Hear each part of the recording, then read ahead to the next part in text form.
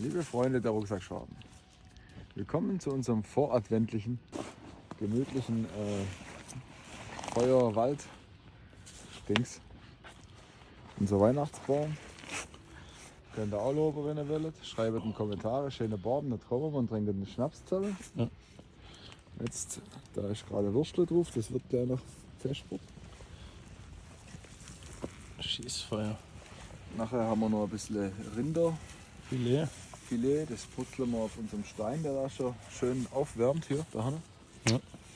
So ist das halt bei der Rucksackschwabe, Freunde. Und wir haben noch 2 Tischchen gebaut. Die sind schon voll im Einsatz. Dahinter steht eins.